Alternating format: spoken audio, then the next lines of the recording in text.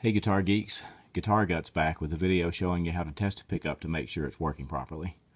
The only tool you'll really need for the job is a digital multimeter like the one I've got in the background here, and you'll need to have it set to read ohms, which is what I've got that one set for now. It's not reading anything at the moment because I don't have the test probes attached to anything. In order to test a pickup like this humbucking pickup that I pulled out of an Epiphone guitar, you'll need to find the hot lead and the ground for the pickup that you're working with. And this is fairly simple because it simply has one hot lead, which is the red, and then it has a wire ground.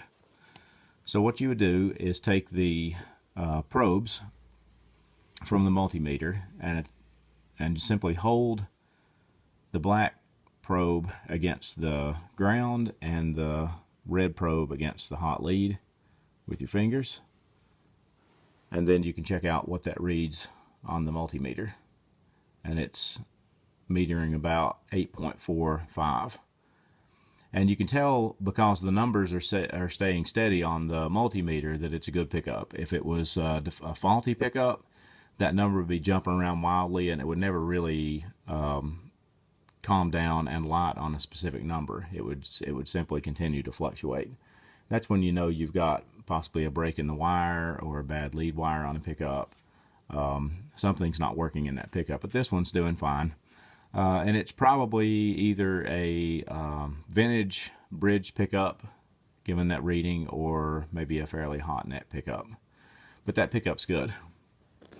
Single coil pickups are fairly easy to test because they also usually just have two lead wires.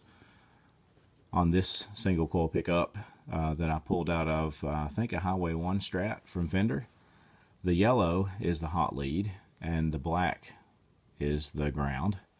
So once again, I'll hold black to the ground wire and the red to the hot lead, and you should be able to see in the background that that one's reading about 11.77, and the numbers are steady, so that's also a good pickup. That's fairly hot for a single coil, but this one's got an A3 magnet in it, so it's a little bit of a different type of pickup. Normally they would have a Alnico 5 magnet in them if they were traditional Strat pickups. This is a DiMarzio pickup, and it has a few more leads to deal with here, so you have to know which ones to test. The bare wire and green wire, I've already got them soldered together because I've taken this out of a guitar I had it in. This is the DiMarzio Mojo, Joe Satriani's signature pickup. Those are the grounds, the green and bare.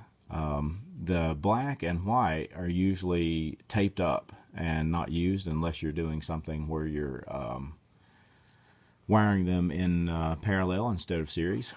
So on the DiMarzio, the hot lead is the red wire. So I'll be holding the red probe against the hot red wire and the black probe against the ground.